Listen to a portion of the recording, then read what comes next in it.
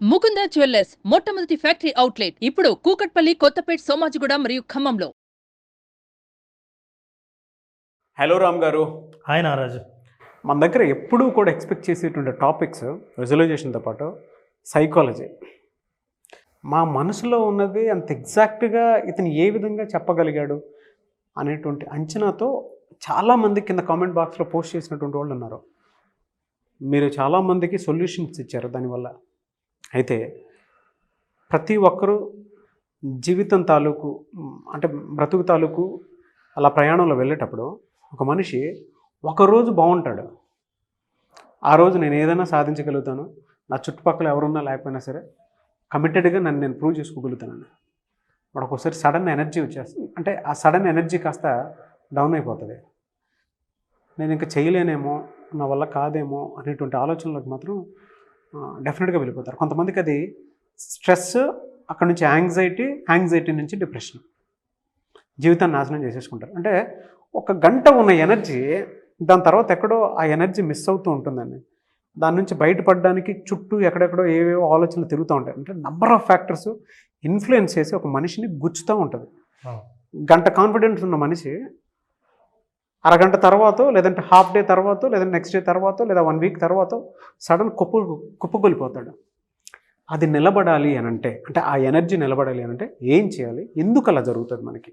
నిజం నారాజు, నాకు వచ్చే కేసుల్లో కూడా చాలామంది సో ఇట్లాంటి వాటినే ఎక్కువ చెప్తుంటారు. ఎందుకంటే చూడండి, చాలామంది నేను ఏదో చేయాలనుకుంటాను, వాయిదా వేస్తున్నాను, చేయలేకపోతున్నాను, ఉన్నట్టుండి కాన్ఫిడెన్స్ కోల్పోతాను. అయితే ఇవంత ప్రాసెస్ జరిగి ఏదో ఒకరోజు ఒక చోట ఆగి చూసుకునేసరికి వయసు దాటిపోయింది, పెళ్లి చేసుకోవడం కూడా కష్టం. అవును. ఇప్పుడు జాబ్కి కూడా ట్రై చేయలేని పరిస్థితి. ఎనర్జీ అంటే ఈ ఎనర్జీని మనిషి తనకున్న ఫీలింగ్స్ని అంచనా వేసుకుంటూ ముందుకు వెళ్ళాలా వద్దా వెళ్దాము వద్దా అని అనుకునే లోపే ఆ పుణ్యకాలం కాస్త గడిచిపోతూ ఉంటుంది. అయితే అట్లాంటి వాటిల్లో చాలా కారణాలు ఉన్నా కూడా ప్రధానమైన కారణాలను మనం చర్చిద్దాం నారాజు. నెంబర్ 1 ఏంటంటే మనిషి తను ఏం చేసినా ఈ ప్రపంచం అంగీకరించాలి. నేను చేసే పని అందరూ అంగీకరించేదే అయి ఉండాలి, లేదా అందరూ అంగీకరిస్తారన్న గ్యారంటీ ఉంటే ఆ పనే నేను చేస్తా అని మీరు ఎప్పుడైతే అనుకుంటారో మనిషి ఇలా తయారవుతారు. మాదేనమ్మా, ఎదుటి వాళ్ళ ఎక్స్పెక్టేషన్ నెత్తిని పెట్టుకుంటే ఇలా తయారైపోతారు. జాగ్రత్తగా అబ్జర్వ్ చేస్తే ఇది డిజైన్ చేసిన బొమ్మ. సీకింగ్ అప్రూవల్ ఫర్ అదర్స్, ఇతరుల అప్రూవల్ కావాలని నేను చేసే పని అరే మంచి పనే చేస్తున్నావు అనకపోతే ఆ పని మీద ధ్యాస పోతుంది. నేనేదో సాధించాలనుకున్నా, నేను ఏదో చేసి చూపించాలనుకున్నా, ఎవడో ఒక మాట అంటాడు, లేదా ఇంకొకడు ఎవడో చెయ్యలేదని గుర్తు చేస్తాడు, నీవు తనకున్న బలహీనతను గుర్తు చేస్తాడు. నువ్వు ఎప్పుడైతే అందరూ అప్రూవ్ చేయాలి, ఒప్పుకోవాలి, మెచ్చుకోవాలి, ఆహ్వానించాలి అని అనుకుంటే అది ఒక పెద్ద బలహీనతగా మారిపోతుంది. పెద్ద మానసిక బలహీనత ఏంటంటే నేను చేస్తున్నది చెబితే వీడేమనుకుంటాడో, నవ్వుతారేమో, కాబట్టి చేయకపోవడమే మంచిది, సరే తర్వాత చూద్దాంలే, వీళ్ళందరూ ఏం చేస్తున్నారో అది చూద్దామని. నీకు సామాజిక ప్రభావం నీ మీద విపరీతంగా ఉండి సోషల్ ట్రాప్, ఇది పెద్ద ట్రాప్. అయితే వాళ్ళ అప్రూవల్ని కోరుకొని నువ్వు చేయాలని అనుకుంటే ఎట్లా? వాళ్ళు ఎవరు అప్రూవ్, ఎందుకంటే నువ్వు ఎదుగుతూ ఉంటే వాడు అప్రూవల్ ఇవ్వడు. వాళ్ళు ఇచ్చే అప్రూవల్ ఏదైతే ఉంటుందో, నువ్వు ఎదగాల్సిన అవసరం లేకుండా ఏది ఉంటుందో అదే అప్రూవల్ ఉంటుంది. కానీ దాన్ని బేస్ చేసుకొని నువ్వు నిర్ణయాలు తీసుకుంటే ఇలాగే తయారవుతావు. ఇలా అయినప్పుడు ఎప్పుడైతే సోషల్ అప్రూవల్ మీద డిపెండ్ అయిన మరుక్షణం నీ పరిస్థితి ఇలా అవుతుంది. Energy is drained. ఎట్లా డ్రైన్డ్?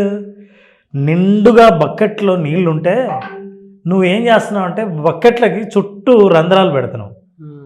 ఎన్ని నీళ్లు పోసినా, ఎంత కాన్ఫిడెన్స్ ఇచ్చినా, ఎంత మోటివేట్ చేసినా, నువ్వు ఎన్ని రకాల పుస్తకాలు చదివినా, ఎన్నిసార్లు నేను జీవితంలో ఏదైనా సాధించాలని అనుకున్నా, ఈ రంధ్రాల నుంచి నీళ్లు పోతున్నాయి. కంప్లీట్గా మనిషి ఏదైనా సాధించడానికి కావాల్సిన కాన్ఫిడెన్స్ను పూర్తిగా మొయ్యగలిగే శక్తిని కోల్పోయి మొత్తం లీక్ అయిపోతుంటుంది. Energy is drained.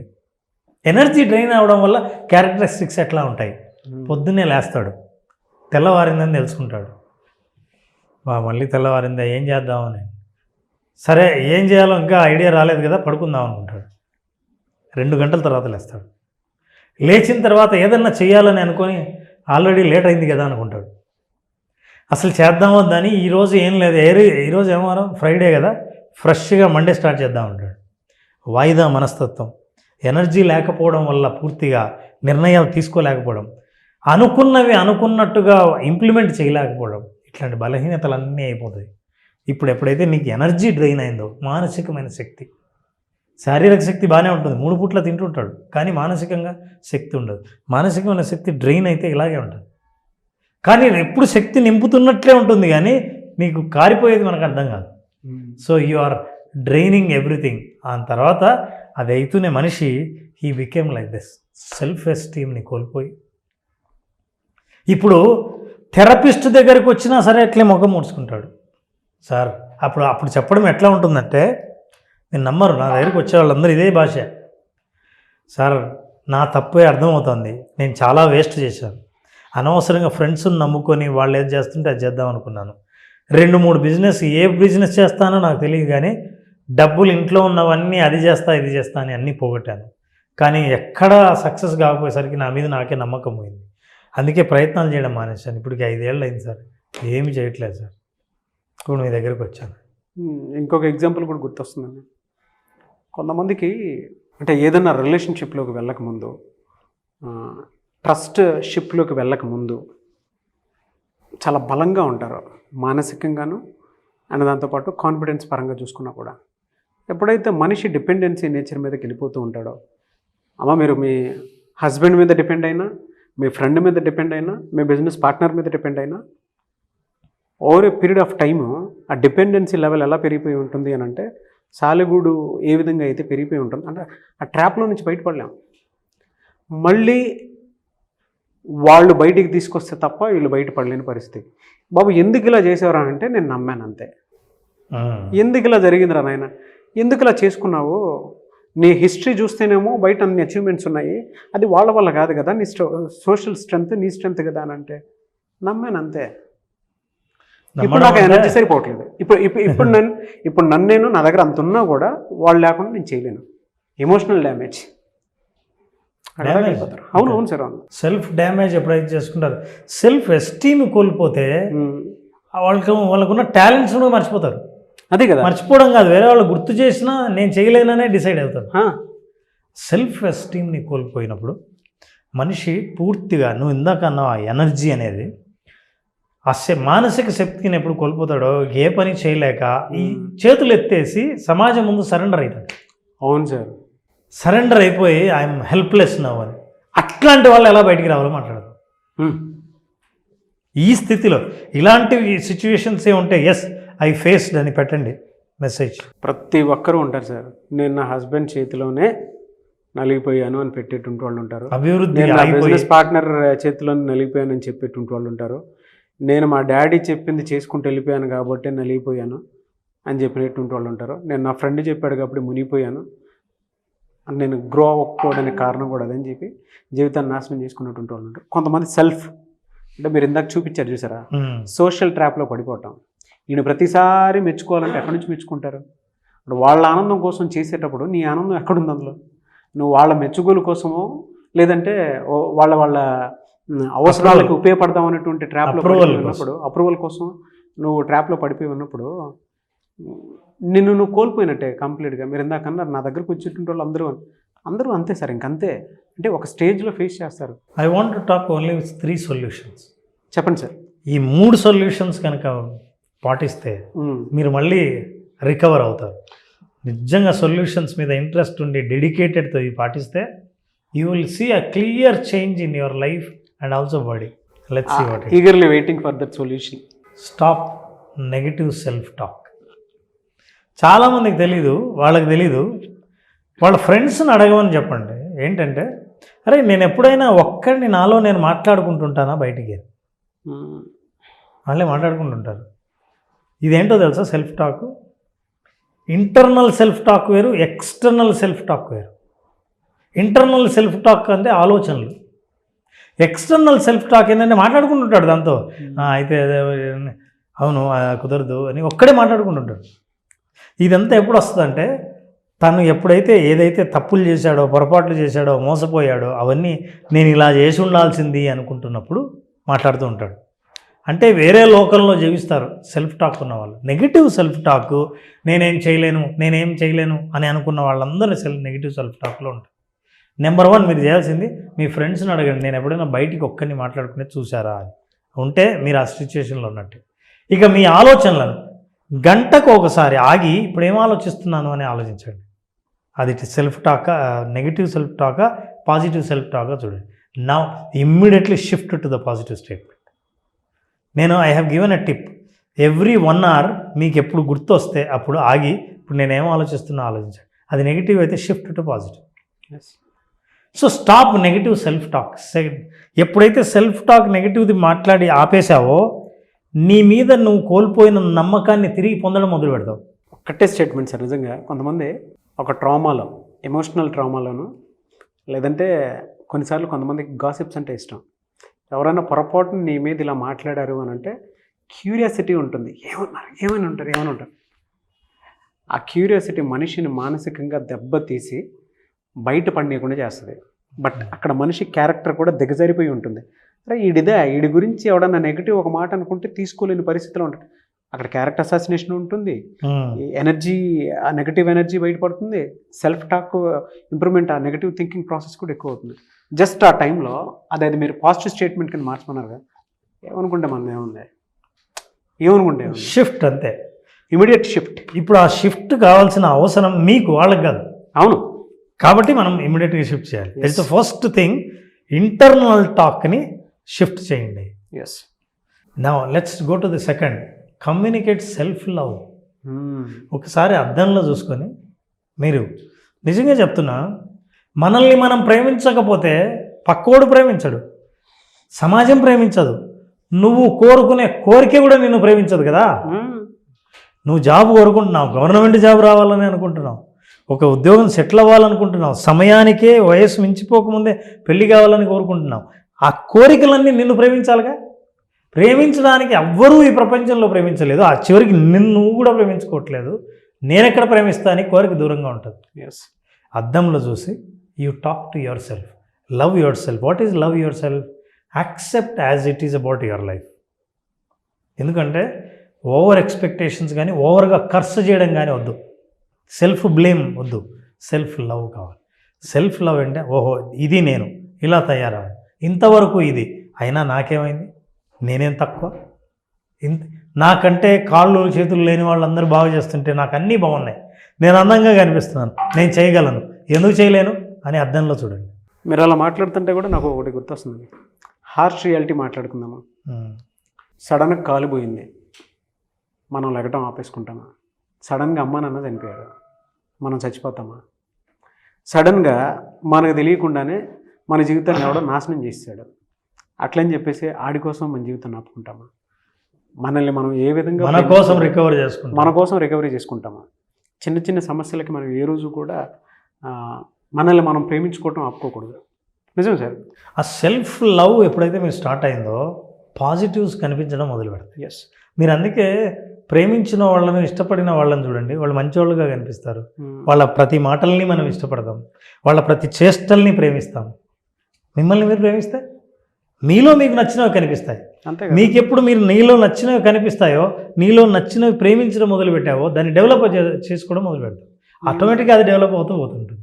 Second thing is that మీరు ఎప్పుడైతే నెగిటివ్ సెల్ఫ్ టాక్ని పాజిటివ్ సెల్ఫ్ టాక్ షిఫ్ట్ చేసుకున్న తర్వాత మీతో మీరు మాట్లాడండి. ఎస్, నేను చేయగలను, సాధ్యమే, మొదలు పెడతా, నిన్నటి కథ వదిలేయండి, ఇప్పటి నుంచి నేను ఇది స్టార్ట్ చేయాలి అని మిమ్మల్ని మీరే మెచ్చుకోకపోతే ఆ గ్లో మొహంలో ఉండి చూడండి ఒకసారి. ఆ నవ్వుతూ చెప్పుకుంటున్నప్పుడు ఎంత ఎనర్జీ ఉంటుందో మొహంలో, కళ్ళల్లో చూస్తే తెలుస్తుంది. నాకు ఎప్పుడన్నా లో అయినప్పుడు మా వాడిని పక్కన పిలిచి నువ్వు బాగుంటావా నేను బాగుంటావు అని అడుగుతాను సార్. ఎనర్జీ మొత్తం డ్రైన్ అయిపోయినప్పుడు మా వాడు చల్తలే నీ స్మైల్ బాగుంటుంది డాడ్ అంటాడు. అదొక్కటి చాలు. అది నిజం, దాదాపు సెల్ఫ్ టాక్ లాంటిది. వాడితో మాట్లాడింది ఇద్దరం మిర్రర్లో చూసుకుంటాము, ఆడి పక్కనే పెట్టుకుంటాను ఇట్లా, ఆడి మొహన్నామో నిజం చెప్పరా నువ్వు బాగుంటావు నేను బాగుంటావు అన్నాడు. కుదిరితే వీడియో ప్లే చేస్తాను, అది ఉంది, రికార్డ్ చేసినవి ఉంది.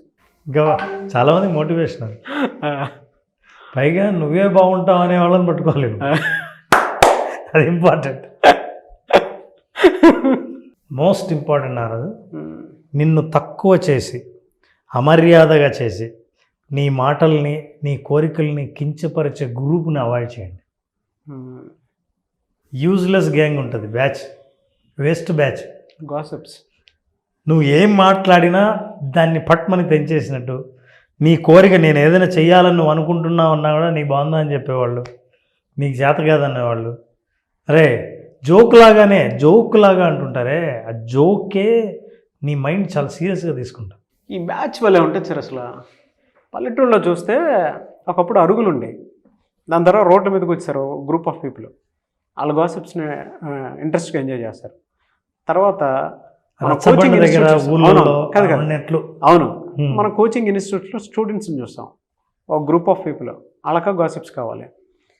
ఆఫీస్లో కొంతమంది ఉంటారు గ్రూప్ ఆఫ్ పీపుల్, వాళ్ళు కూడా ఇదే కావాలనుకుంటారు. ఈడు ఎలా ఉంటాడో ఈడికి ఒక క్లారిటీ ఉంది. యాక్చువల్ రియాలిటీ ఈడి గురించి పక్కనోడికి కూడా తెలుసు, కానీ పక్కనోడు అది చెప్తాడా? పక్కనోడు ఈడు లేనప్పుడు చెప్తాడు. కానీ ఈడు ఆ 10 మంది మాట్లాడుకునే దాంట్లో మాత్రం ఒక్కొక్క నెగిటివ్ టాక్ మాట్లాడేసి రాయి వేసేసి కామకు కూర్చుంటాడు. ఇది తెలియని విషయం ఏంటంటే ఫస్ట్ ఈయన వేసుకుంటారు, వెళ్ళిపోయిన తర్వాత వాళ్ళు వేసుకుని స్టార్ట్ చేస్తారు. అలాంటి వాళ్ళకి మాత్రం దూరంగా ఉండండి, అంతే కదా సార్? అట్లాంటి వాళ్ళకి దూరంగా ఉండటం వల్ల ఏంటంటే, అసలు నిన్ను ప్రతిసారి ఎగతాళి చేస్తున్నప్పుడు ఏంటంటే, ఇంటికి వచ్చి నీకు ఎనర్జీ లేకపోవడానికి కారణం ఏంటంటే, నువ్వేంటో నీకే గుర్తు చేసే ప్రయత్నం చేస్తారు వాళ్ళు. అవును, కానీ అది నువ్వు కాదనే సెల్ఫ్ టాక్లో తెలుస్తుంది. తెలుసుకొని వాళ్ళని అవాయిడ్ చేయడం వల్ల అట్లాంటివి చెవినపడకపోవడం వల్ల నీ మాటలే నువ్వు విని నిన్ను నువ్వు మోటివేట్ చేసుకుని నువ్వేం చేయాలనుకున్నా సరే నిర్ణయానికి, ఆ పనికి కట్టుబడి ముందుకెళ్తావు. ఈ 3 పనులు మీరు చేయండి. ఎస్. కుంగిపోయిన వాడు, అడుగున ఉన్నవాడు కూడా లేచి కూర్చుని నేను ఎందుకు చేయలేను అని అంటాడు. 10 మందికి నేను ఎట్లా పైకి వచ్చానో చెప్తాడు. ఇదంతా బాగుంది సార్. అంటే ఇప్పుడు అవాయిడెన్స్ ఉంది కదా, మనం ఒక సోషల్ ట్రాప్లో ఉన్నప్పుడు సార్ కొంతమంది గాసిప్స్కి నా గురించి ఏమనుకుంటున్నారో, నెగిటివ్ అనుకుంటున్నారేమో అనుకునేటువంటి భావన ఉంటుంది చూసారా, అది ఎక్కువ వినడానికి ఇంట్రెస్ట్ చూపిస్తారు. అవాయిడ్ చేయలేరు, ఇన్స్టెంట్గా అవాయిడ్ చేయలేరు. కొంతమంది గాసిప్స్ ఇష్టం, కొంతమందికి నెగిటివ్ సెల్ఫ్ టాక్ ఇష్టం. ఇంకొంతమంది ఏం చేస్తారంటే, మీరు ఇందాక సెకండ్ చూపించారు కదా, సెల్ఫ్ లవ్లో కంపేర్ చేసుకుని సగం జీవితాన్ని నాశనం చేసేసుకుంటూ ఉంటారు. వాళ్ళల్లో ఉన్న క్వాలిటీని కూడా మర్చిపోతూ ఉంటారు. బట్ ఇమీడియట్ షిఫ్ట్ అయితే వాళ్ళకి కావాలి. సో దానికి మెంటల్ ప్రిపరేషన్ ఎలా ఉండాలి? నాగరాజు, ఇంతవరకు మనం చూపించిన ఈ సిచ్యుయేషన్స్లో మనిషి వర్స్ట్ సిచ్యుయేషన్లోనే ఊహించుకుంటుంటాడు.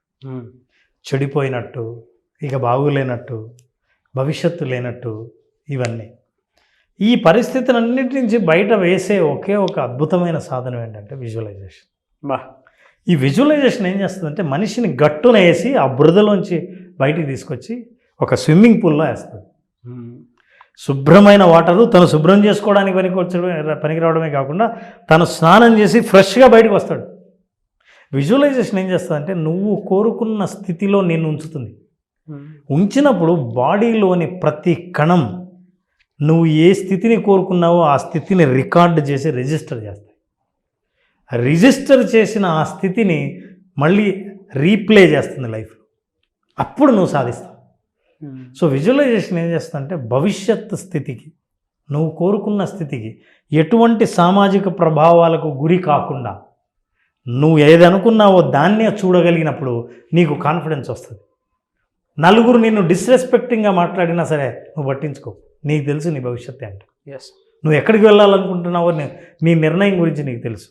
సో విజువలైజేషన్ ప్రాక్టీస్ చేయడం ద్వారా లైఫ్ పట్ల క్లారిటీ రావడమే కాకుండా తను ఎలా ముందుకు వెళ్ళగలడో, దాని నిర్ణయం పట్ల ఏ యాక్షన్ తీసుకోవాలో తనకు ఆ యాక్షన్ పట్ల కూడా immediately you can take next step తీసుకునే మోటివేషన్ కూడా విజువలైజేషన్ ద్వారా దొరుకుతుంది. సో దీన్ని ఇట్లా సాధించడం వల్ల ఈ మనం మాట్లాడుకున్న ఈ సైకాలజీ టాపిక్లో విజువలైజేషన్ అన్నది కూడా హెల్ప్ చేసి భవిష్యత్తు నేనేమనుకున్నానో నేను చూడగలనన్న నమ్మకాన్ని, సెల్ఫ్ ఎస్టీమ్ని పెంచగలిగే శక్తి విజువలైజేషన్లో ఉంది. మీలో ఉన్న కాన్ఫిడెన్స్ని బయటకు తీసేటువంటి ఒకే ఒక్క టూల్ విజువలైజేషన్. థ్యాంక్ యూ అండి, thank you so much Ram garu. Thank you Nagesh. మళ్ళీ క్లాస్ ఎప్పుడైనా అవకాశం ఉంటుంది, ఎందుకంటే విజువలైజేషన్ అది ఎక్స్పీరియన్స్ చేయడానికి మీరు పెట్టింది కంప్లీట్ ప్రాక్టీస్. ఒక జీవితాన్ని అర్థం చేసుకోవడానికి, కెరీర్లో సక్సెస్ అవ్వడానికి, దాంతోపాటు చాలామందికి మనీకి సంబంధించినటువంటి బ్లాక్స్ కొన్ని ఉంటాయి. సో ఆలోచన ఎలా క్రియేట్ చేసుకుని ముందుకెళ్ళాలి అనేటువంటి దానికి, కొంతమందికి ఏమో జాబ్కి సంబంధించినటువంటి వాటిలో ఎంత త్వరగా క్విక్ చాలామంది గ్రాప్ చేసుకోవాలని ఉంటుంది, క్రాక్ చేయాలని ఉంటుంది. అవును. దానికోసమైనా సరే సో విజువలైజేషన్ ప్రాక్టీస్ అనేది మళ్ళీ ఎప్పుడు ఉండే అవకాశం ఉంటుంది. అలాగే విజువలైజేషన్ ప్రాక్టీస్కి చాలా మంచి స్పందన వస్తుంది. ఎందుకంటే నేరుగా ఎదురుగా వాళ్ళ చేత ప్రాక్టీస్ చేయించే అవకాశం నాకు కూడా వచ్చింది. ఇది సెప్టెంబర్ 14వ తేదీన బ్యాచ్ స్టార్ట్ చేస్తున్నాం. September 14th. అట్లాగే ఈ ఎపిసోడ్లో స్పెషల్ ఏంటంటే 18th నాడు పున్నమి. ఆ పున్నమి రోజు స్పెషల్గా యోగ నిద్ర సెషన్ ఉంటుంది. పున్నమి రోజు రాత్రి యోగ నిద్ర సెషన్లో పాల్గొన్న వాళ్ళకి ఏవైనా సరే మానసిక రుగ్మతలు కానీ నిద్రలేమి సమస్యలు కానీ ఉన్నవాళ్లే కాకుండా ఏవైతే మెంటల్ బ్లాక్స్ ఉంటాయో, ఆందోళనలు ఉంటాయో, భయాలు ఉంటాయో, నిర్ణయాలు తీసుకోలేకుండా ఆగిపోయిన బ్లాక్స్ ఏవైతే ఉంటాయో వాటన్నిటిని రిలీజ్ చేసే యోగ నిద్ర 18th ఉంటుంది. 14th రిజిస్టర్ చేసుకున్న వాళ్ళకి మాత్రమే ఈ అవకాశం. 14th బ్యాచ్ స్టార్ట్ అవుతుంది. September 14th. యోగ నిద్ర కోసం చాలామంది ఎక్స్పెక్ట్ చేసేటువంటి వాళ్ళు ఉన్నారు. స్పెషల్ అకేషన్ డే రోజు పెడుతున్నారు. సో ఇది స్పెషల్ క్లాస్ అని చెప్పేసి చెప్పాలి. అవును. ఈ మంత్కి special class visualisation practice September 14th నుంచి ఉంటుంది. కాబట్టి ఆసక్తి కలిగిన వారు స్పెషల్ క్లాస్లో కనుక మీరు ఎన్రోల్ చేసుకోవాలి అనుకున్నటువంటి వాళ్ళు స్క్రీన్ మీద మీకు కాంటాక్ట్ నెంబర్ కనిపిస్తుంది. అది మీరు కాల్ ఆర్ మెసేజ్ వాట్సాప్ చేసి వెంటనే ఎన్రోల్ చేసుకోండి. Anyways thank you, great experience and thank you so much Ram sir. Thank you Nagaraj. Thank you.